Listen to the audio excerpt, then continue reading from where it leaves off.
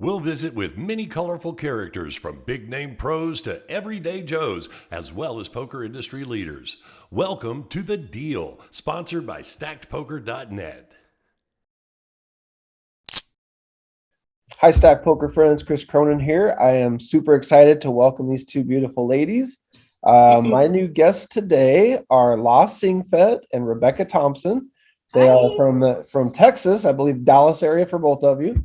Dallas. We are going to talk about several things today. Women in poker, especially. Stacked is a strong proponent of women in poker and growing women in the poker community. I would love to talk a lot about that. I want to talk about Dallas and Texas poker in general. I want to talk a little bit about your own personal successes, your goals, that type of thing, and World Series of Poker and Summer Series in general, because those are coming up as well. So without further ado, here's Sengphet and Rebecca Thompson. Thanks for joining me, guys. Hi, Chris. Thanks for having us. Yes. Oh, absolutely. I'm excited to talk to you guys. So we're going to talk about this because we were doing it off camera a little bit, but I took a trip through Texas recently. Just a little easy drive. You know, I drove 9 hours from here to El Paso. By the way, I'm in the Phoenix area. I drove to El Paso 9 hours. I literally had like a 10-minute stop at Kings of Cards card room. I talked to the manager, saw the place, but it was the middle of the day, so I had like one table going. Went across town to another card room and it wasn't open yet. So was that, you said El Paso? Yeah, that was El Paso. Okay.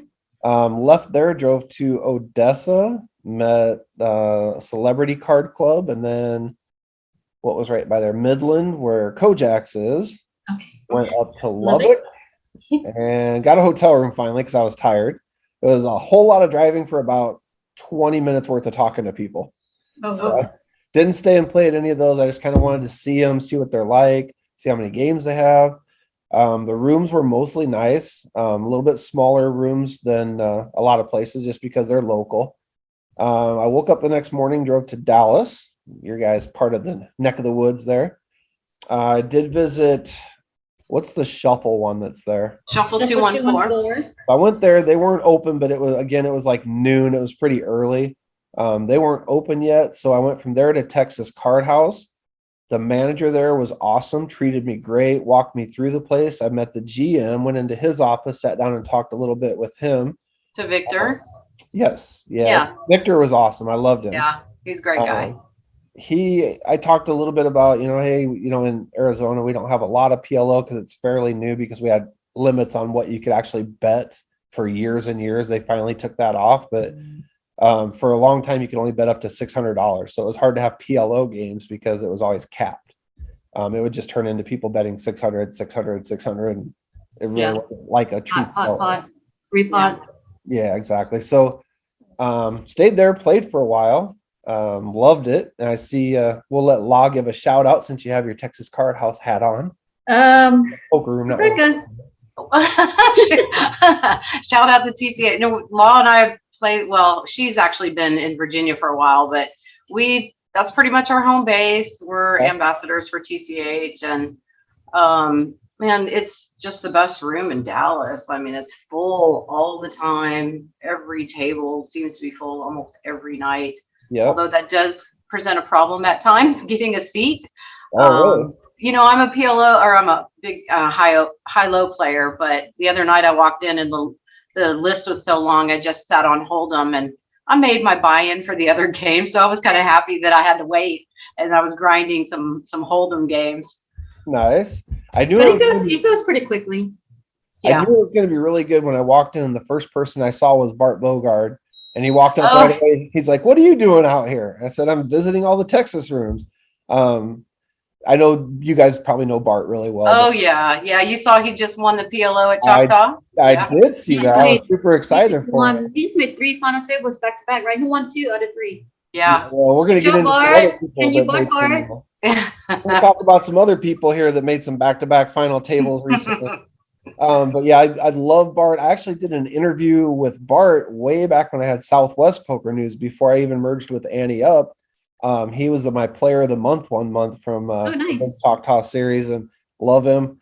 When I walked in, he's like, "What are you doing here?" I was like, "Oh, now I feel at home already. I know people." I walked around. I had John interview me with Southwest. Was John with you? Was John working for you? Oh, John Short. John Short, yeah. John Short. Well, he used to be my regional reporter for Oklahoma Okay. and Kansas. So He yeah, wrote an article up on us back then too. oh, I remember. I actually saw it today, totally on accident too. I got on my Facebook newsfeed. This is kind of weird timing, but on my Facebook newsfeed, you know how in the mornings it'll pop up, here's Memories. your past or whatever. Yeah, Yeah. memories. So I got one that popped up with Law and DC 2012, I think, which was the year that I had. We win. We win. Yes. I love we. Yes. But yeah, that was all from like 2012. That was the year Right. that I had my big run, and we all were like traveling the whole circuit trying to get points for the Mhm. national championship. But yeah, I had that memory pop up today. I was like, oh, what timing that is. Oh wow, that's awesome. Yeah. So, and I think I probably knew like 8 or 9 dealers at TCH when I walked in. I was like, oh, I know that guy. I know that Oh guy. yeah, it's pretty much the place to be. Like all the Euros are coming there. Well, at least a good a handful, like maybe 5, 6 of them. My buddy Anthony Mender, he's originally from here also. Anthony Mender, he moved out there and he plays a lot of Big O, PLO. But he's from Houston, but he said he prefers playing in Dallas area because he likes the games a lot better. So he gave a lot of props to TCH also. He said, if he's a high-low player, it's like really Dallas at TCH and San Antonio is the only place you can really kind of find it running regularly. right. Houston just has a limit Big O. I don't really think there's a whole lot in Austin on a regular basis, but yeah, any high-low players, I mean, that's a great place for them. One of my columnists, Greg Vale, he actually makes trips out there to play Big O in Congress when he's out there. So I know Greg. Oh, you know Greg? I do. I Yeah. have all of his books. yeah, he's actually one of my columnists. He writes a monthly column every month. Oh, well, I saw him in your last little online, that he was featured in there, but Oh yeah, Greg's Greg column. actually came to the meeting that we had with the board when they were voting on whether or not they were going to allow TCH to remain open.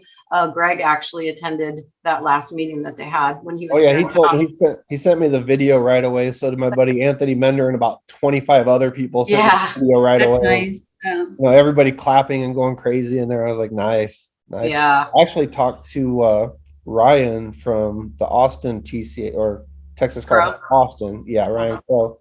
And told him, I was telling him and Victor both good luck before the meeting and the court meeting and everything. And to continue my trip. So I went from there to Poker House. They had 2 games going. It was middle of the day. I think TCH during the same time had 15 27 games plus a tournament going on. Yeah. Drove from there to Houston, visited several rooms down there, including Prime, the Texas Card House in Spring. Is that yeah? Well, the new one's in I'm trying to think. Oh yeah, that's the original one. They're opening a new one. They are kind of near 101 and all those other rooms soon. I'm Yeah, not sure their time frame, but 101 was crazy because it was literally across the street from Legends. I mean, yeah. literally, like there's a street separating the 2 card. And I was like, what in the world is this card room right across the street from Legends for? And they were both open? Well, That's the one with the whole rivalry. They've got the old owner that went across the street, tried to take business from Chan. Like, there's such a history there. But I thought that 101 was closed down. No, 101 is the old 88, which was the old 52. So what happened was the owner of the 101 Houston was best friends or good buddies with the guy from 101 Katy. And he kept the name thinking that would automatically bring business because if he called it 101 and they played in Katy, they would automatically want to play at his place. I asked the manager, why did he open up right across the street? And he said, oh, because he hates the owners of Legends and wanted to take all their business. So they had 1 table going. I went across the street to Legends. They had every single table going. Wow. I don't think his plan's working very well. Well, but things have started to change a little bit. Oh, really? So, yeah, because, Legends really does not have the best reputation, Really?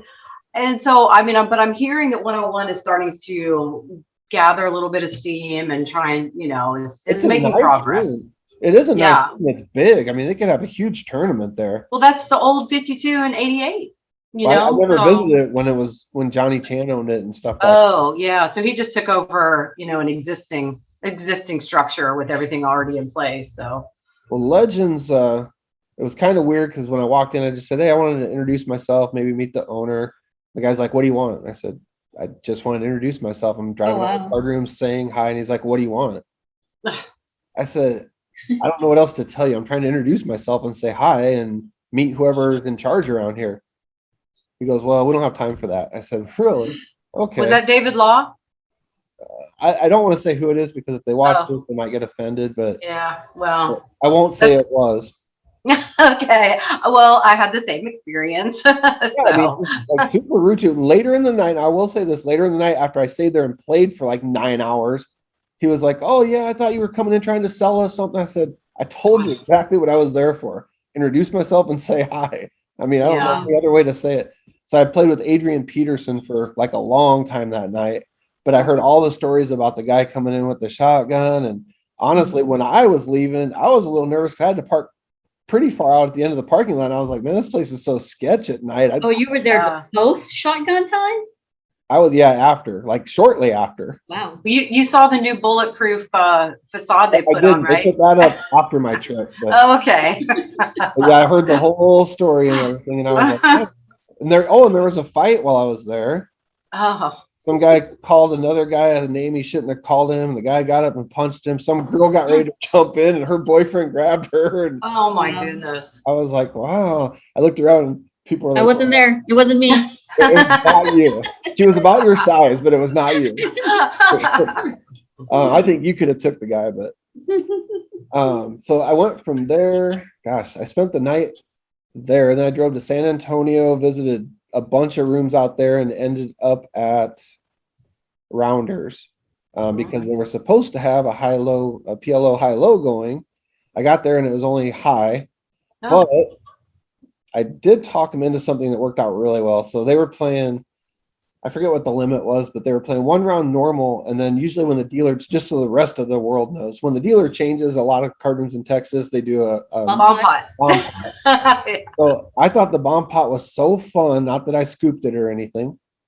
I thought it was so fun that I said, "No, we should play one round of regular and one round of all bomb pots." Oh so my. the table agreed to that. And I was like, "Holy crap."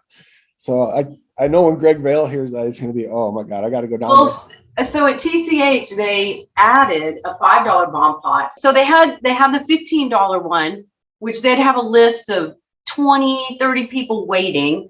And then a lot of people, I mean, I don't know if a lot of people were going broke or, a lot of people were asking maybe for a lower bomb pot game. So they started the $5, and it's maybe only been running like a week or two now. And so a lot of people are playing the $5 ones. Yeah, it's a huge swing. Yeah, it really is. And but that's a perfect game, I think, for high-low players, just because we're used to split pot games and we're more focused on you need to have part of both boards in order to continue on in this pot. And there's a lot of people that really don't understand that theory very well. Exactly. So you can take advantage of those players. Yeah, there's people that flop like the nuts, but they could easily get counterfeited with nothing on the other board. They potted. I'm like, wow. Oh yeah, and those are the players that we love. Some of my friends. Stop talking about me. Make them feel comfortable so they stay. Well, in Houston, I talked them into one round of normal, one round of $15 bomb pots every hand. So that's what we did for a couple hours, and then for some reason the game dried up really fast. I don't know why. I did end up my trip in Austin the last day and visited the lodge and stayed and played there all day, all night. Loved it. Of course, everybody around the country knows about the lodge because of their celebrity owners, the new guys that came in.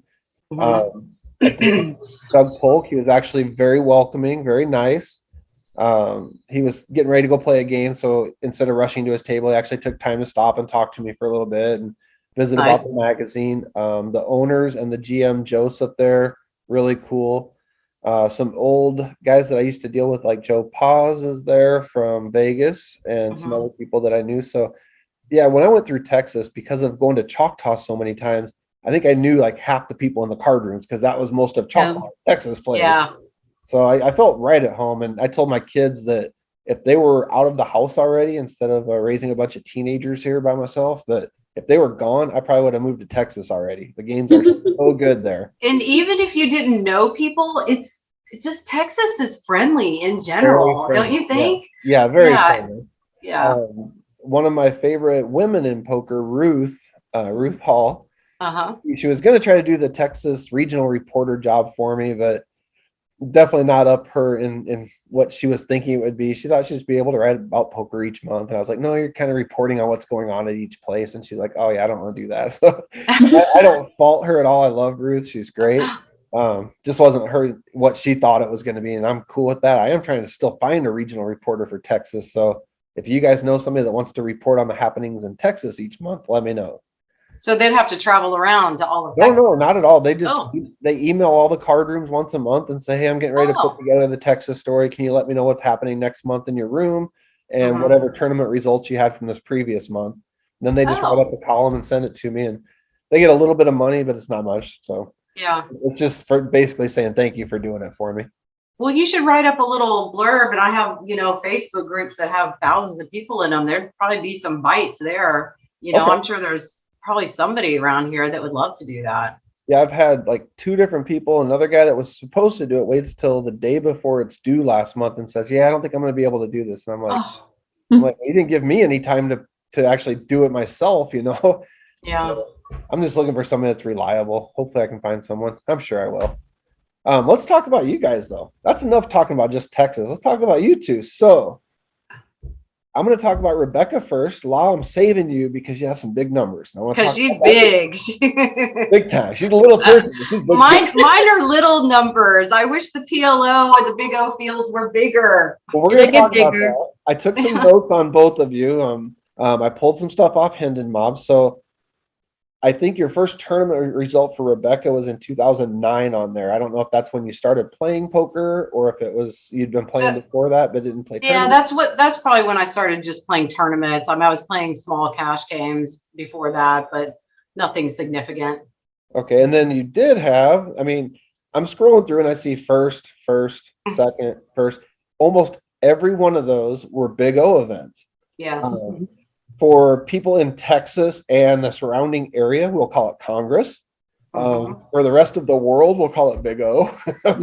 I wish that Texas would get on. Well, I wish Dallas would get on board with the Big O because there are people from out of state that look at Poker Atlas and they don't know what Congress is. So at least they changed it to 5-card high-low so people know now. But before, they had people that didn't think it was running because of that. So Victor did change that, and now people, it's pretty self-explanatory when you say 5-card high-low. Yeah, because Greg Vail actually, when he made his trip down there, he had to explain in his article to everybody, they call it Congress there, but it's just Big O. It's all it is. And there's no difference. It's the same thing. And it's funny because here, like, there's a 2040 Big O Super Stud mix that goes every day at Talking Stick in Scottsdale.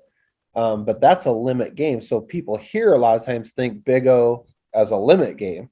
I'm like, not typically, it isn't. But here it's kind of like they call it Congress there. Here they think it's limit. And I'm like, it's not supposed to be, guys. Right. It can be, of course. They play it every day. But so I saw a lot of those. But just recently, and we're talking like 2 weeks ago, I think somebody won back-to-back events in Choctaw.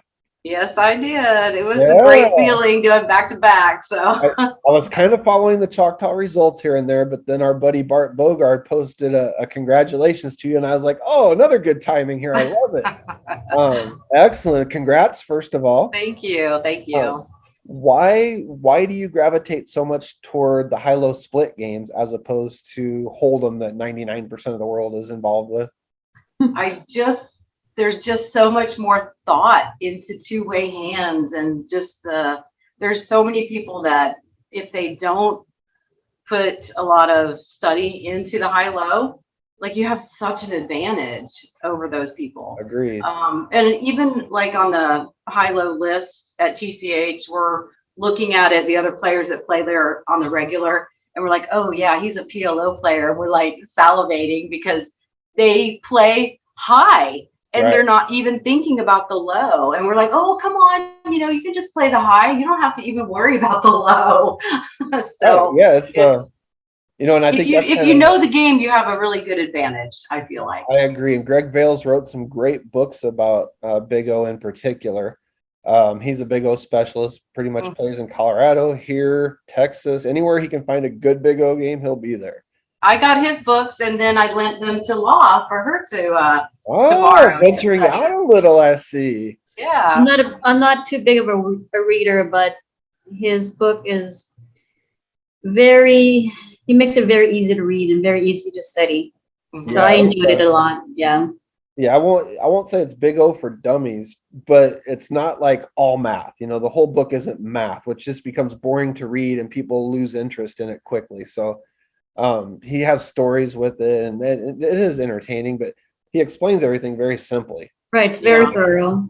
And I agree with Rebecca that there's such a bigger edge in the high-low games if you understand them, because a lot of people just don't. Right. And I think the salivating is kind of worldwide. Any regular players that all of a sudden see a name on there that is somebody they know doesn't usually win, or it's a brand new name, they're like, "Ooh, get that guy in here." Yes. Reminds me a lot of the new players, they just play a one-way hand, and mostly when they only play the low hand. I noticed that. Do they just play the high hand or the low hand, Rebecca? Most of the time. Most are playing high just because there's PLO and there's not a whole lot of low only games.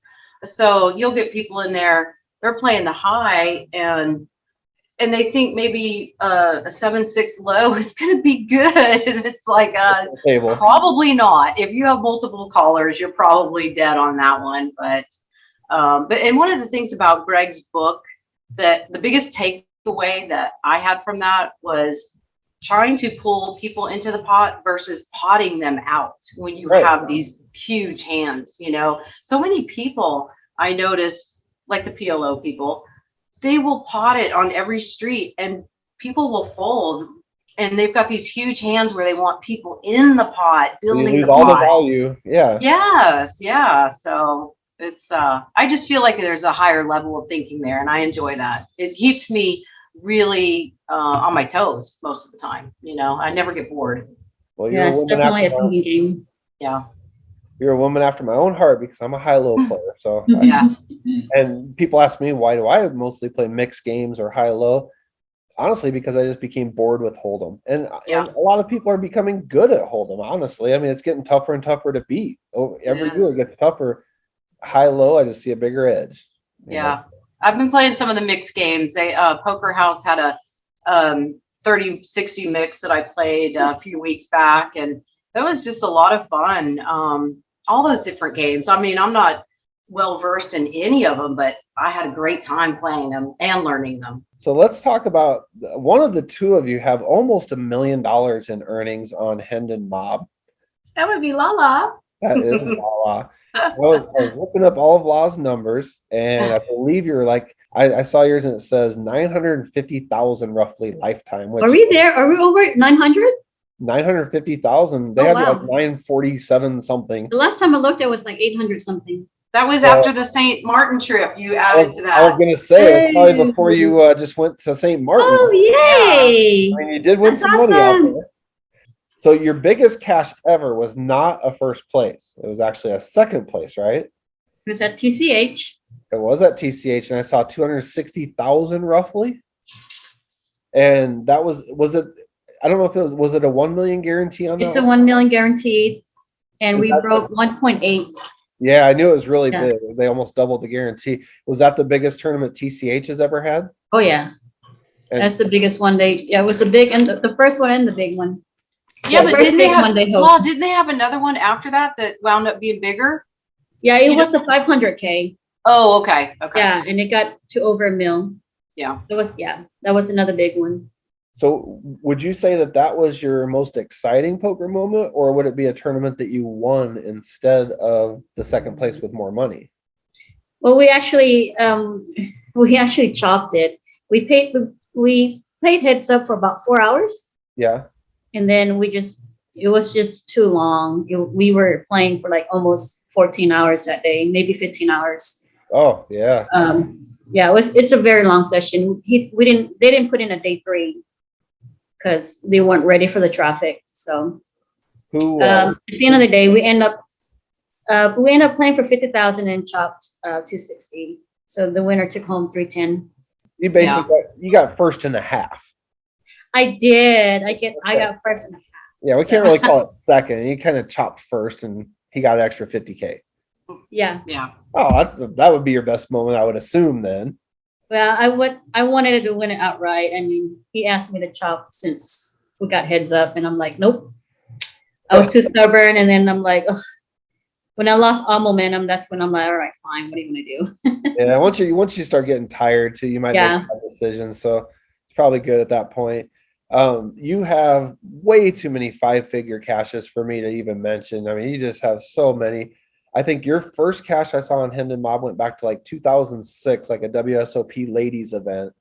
I think it was a bracelet event. Is that when you started playing? Right around there? Yeah. Yeah, Mhm. I figured it probably was because everything from then on, you just bing, bing, bing, one after another. I met you at Choctaw 2011, 2012, right around there. And I know Right both of us after Black Friday. Yep. And we had both of us had a lot of points for the national championship. So we started going to all the different stops, and I would see you Right. at every single stop.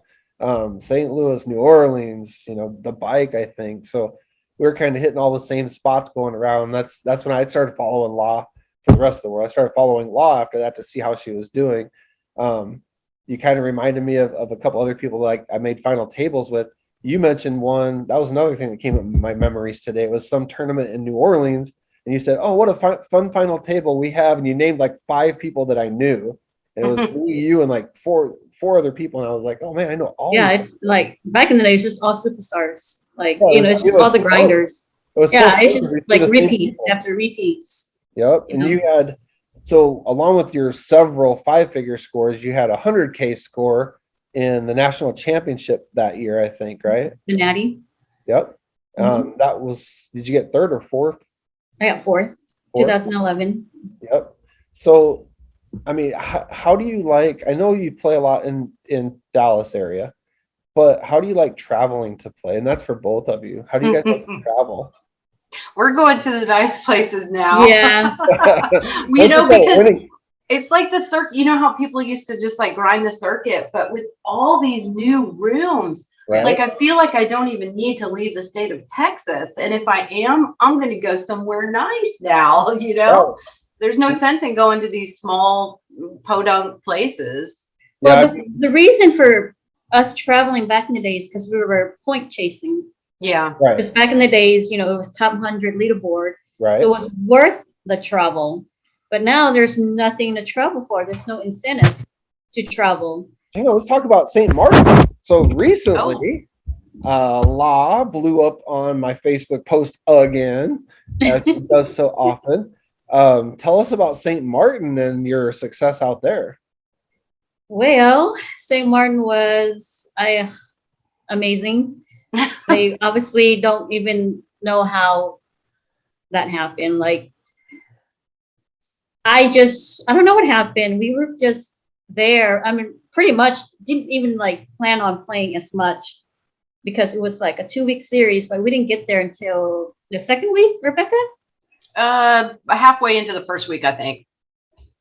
But anyway, St. Martin, love, love, love. The reason being their tournaments don't start till 6 p.m. Ooh, So I would you like have- to sleep in. The whole day to lay out, and then tournaments come, they start at 6. Reason being the casino doesn't open till 3. Ah, But if you make day 2, you come back at 3:00 to play day 2. And then with me making day 2 all the time, I didn't really have time to hang out and lay out. So I had to be back at 3. But even then I was like, okay, well, if I don't make day 2, then I get to go to the beach tomorrow. So it's a win-win situation. how So- many total tournaments did you play out there? Five. How many final tables did you make? No, I'm sorry. I played six. Made Six? 5 final tables. 5 final tables out of 6 tournaments. That is awesome. Awesome. And how many did you win? As far as in coming in first. Did you win one? I thought you won one. Oh, one. I did. I won my 6th ring. I was just gonna say that. You Okay, did I'm like, spoiler what? alert here. I was like, and that was your 6th WSOP circuit ring. Very My nice. 6th. Oh, my 5th one was in Aruba. I was Yeah. gonna talk about Aruba too. So traveling. So Rebecca says, yeah, we don't go to podunk places anymore. Like, No, uh, we're just gonna do you're trips not talking about like include the Tulsa beaches. or Mississippi. You got to go to No. Aruba and St. Mhm. Martin. Those Yeah. Might days as are well. Those days are over. Now it's all paradise. So for people like me that haven't played outside the country, what was it like playing in Aruba and St. Martin? I Oh. loved it. Yeah. Law, well, she can attest to this. Like, I don't, and I don't, can't really tell you exactly why I'm not a big fan of ladies tournaments, but I had so much fun at these ladies tournaments in Aruba and St. Martin because the players were all pretty good. And it was, I don't know, Law, maybe you can explain it better than me. It was just different. There weren't They're that more many pro- table captain. They're It wasn't a tea party. Yeah, right. It was serious. It was more serious. So It was, competitive. it was more competitive, and I just enjoyed it so much more. And the fields in Aruba, I went around on that trip and counted the females, and it was 25 to 30% female in every single tournament. Oh, how nice. Yeah. And not to mention, 4 females won a ring that stopped. Yeah. Oh, that never happens. That Right. that might be the first time ever that that's happened. It might be. It might be. I'm gonna have to look that up because that might be the first time that's ever happened. Mm-hmm. So that's a good segue into my next topic. So let's talk about females in poker. One of the things, so when I had my old magazine before I merged with Annie Up, I specifically asked Linda Johnson, who owned Card Player Cruises and used to own Card Player Magazine way back in the day, if she would write a column for me. Basically told her I'll give you a free half-page ad every month just to write a column because I want you to be the voice for the women in poker. And I loved her column because it's a totally different take from what everybody else is writing. You know, she was looking at just from the female viewpoint. Another reason that I wanted to get Ruth Hall as a regional reporter. Right now I have Tina Stafford. She's actually from Maine, but she's writing the Upper Northeast regional report. I just think it's a segment of the poker community that's lacking. There should be so many more females. I'm going to shout out somebody else that's kind of in your guys' area in Texas, also Star Valdez. Yes. Star wrote a great piece recently. I don't know if I saw read it.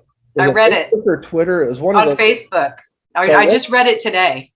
I normally just the Chris Cronin brain. I'll see somebody's thing. I'll read like the first couple sentences and be like, do I want to finish reading this or am I done? Move on to the next thing. Because I move on from things quickly. And I actually read her entire piece. And Me too. she doesn't know this yet, but I'm actually going to reach out and see if she wants to write a monthly column for me just from the female viewpoint on stuff. She's a great writer. Oh, and she was on Flophouse Radio, who I was a guest on their podcast recently, and I think she's a regular guest on there or a regular contributor for them.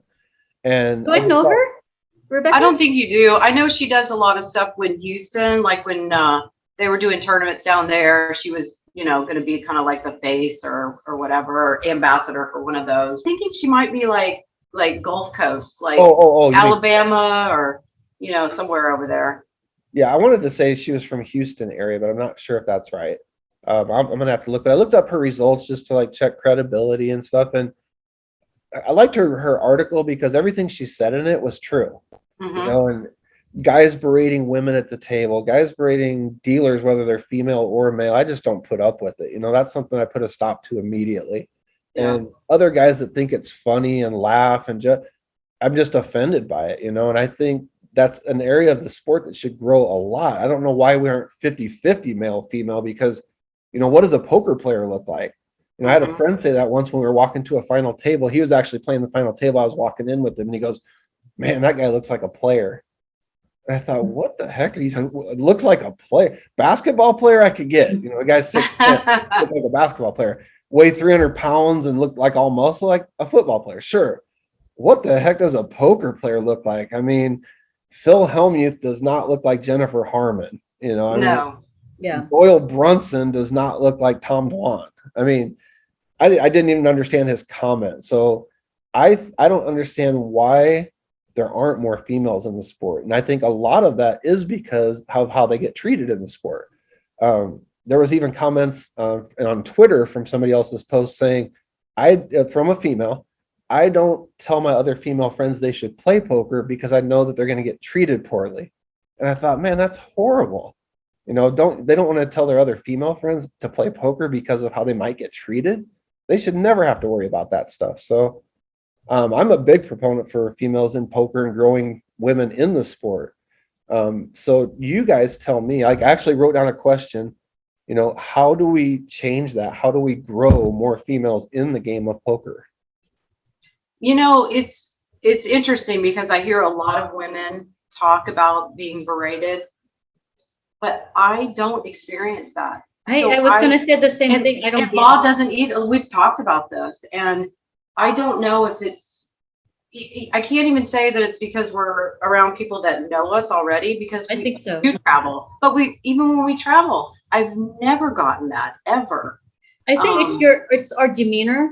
Could Like, be. I think they pick up on to where, okay, these ladies, they know what they're doing. I think that's probably a lot of Yeah, it. You know or what I mean? they Like- prey on the weak. Maybe they Right. prey on the weak. I agree with that because you Yeah. know how a total newbie poker player, male or female, when they sit down at the table, right away. I mean, they don't know how to Exactly. handle Oh, yeah. chips. They don't know when it's on them. Right. There's signs right away. And I agree. I think that's a lot of it is when you guys sit down, people probably realize right away, okay, they know what they're doing. Mm-hmm. As opposed to new females in the game, they're probably like, oh, this chick doesn't know a thing here. I'm going to start berating her and get away with it because she won't ever say anything back to me. I don't see a lot of that. And when I do, I'm with you. I put a stop to it. I put a stop to it right away, but I don't see a lot. I really don't. Well, that's good. I'm glad, I can't say I see as much of it now as I did, 10, 15, 20 years ago. I'm old. I've been playing a long time. Actually, there's a lot of women poker players at Texas Card House. Did you notice that when you were there? Oh, yeah. Yeah. Mhm. And I think Dallas in general, there were like every place I A went lot. to, there was. Mhm.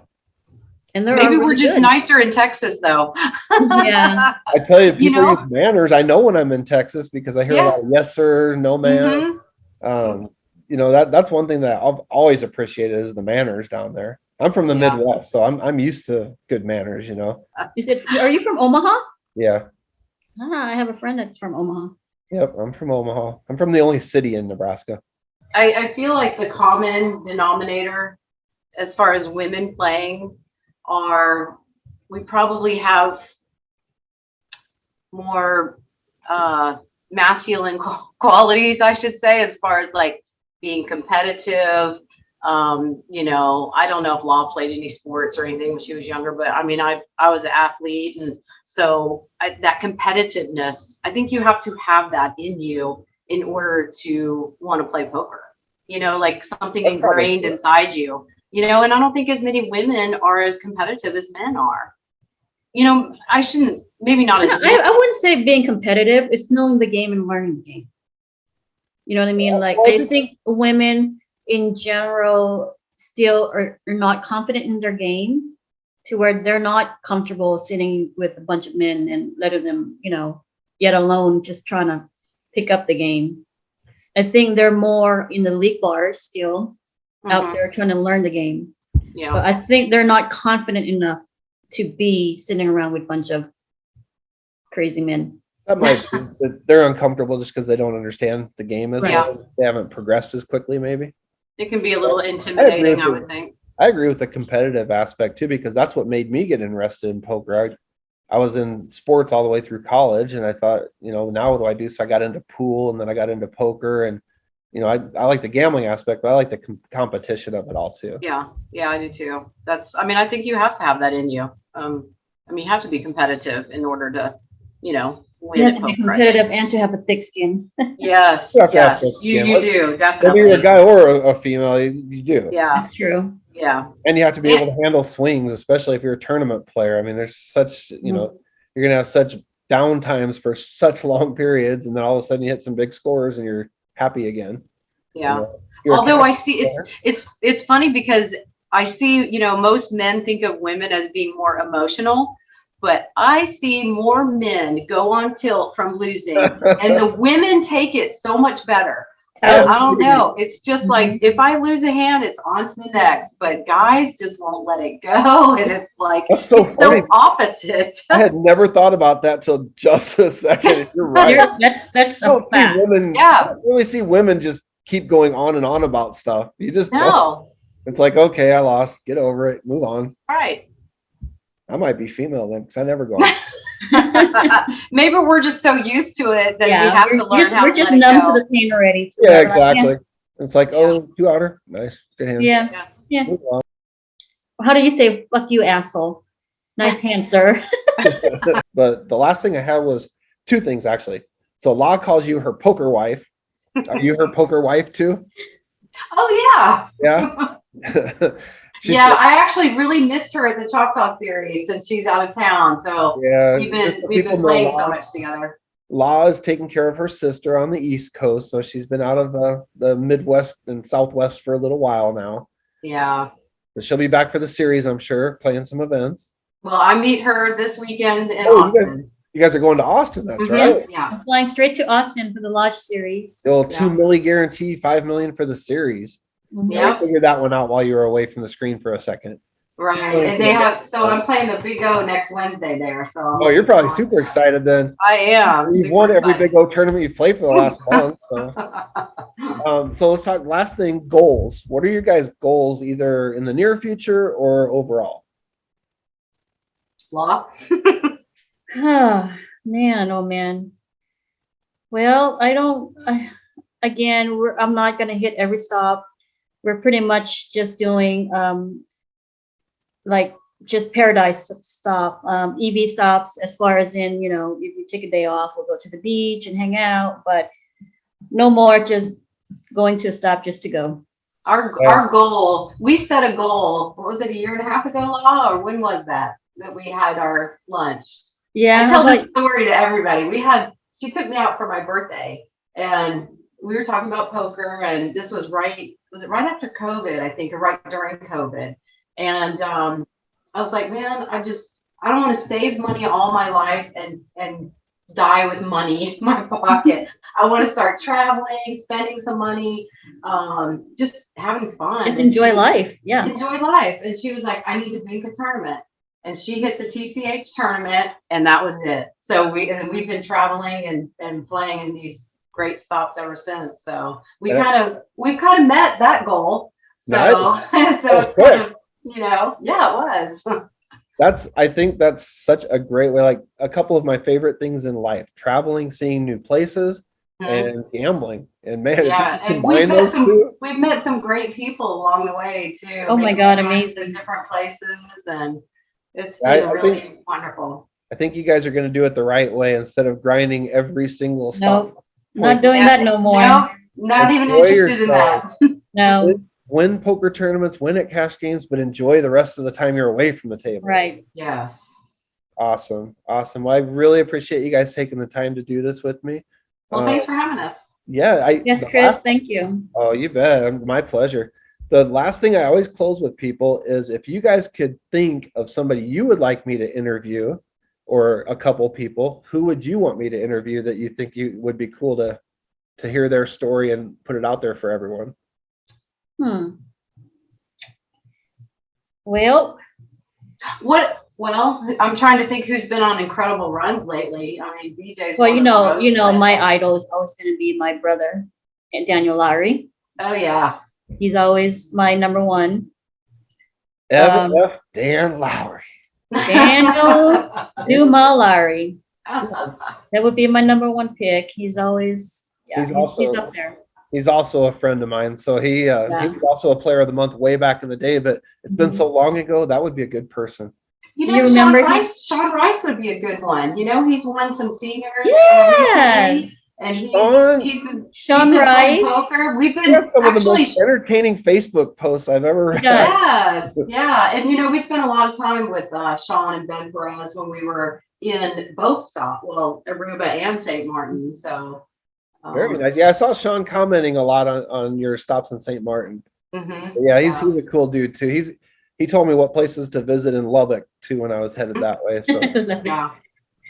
yeah, very Yeah, cool. definitely. Sean Rice and Ben Perez. They're good people. Yeah. And Daniel Dumas Lowry. Daniel Duma, Larry. Okay, cool. Awesome. Thank you. Awesome. All right, Well, Chris. I'll We'll see you edit it. We'll soon. make it Hopefully, look we'll catch good. you on the felt somewhere. All Yeah. right. I'll see All you. right. Take care. Bye. Dallas, I Bye-bye. will tell you guys. Oh yeah, for sure. All right. Thank you.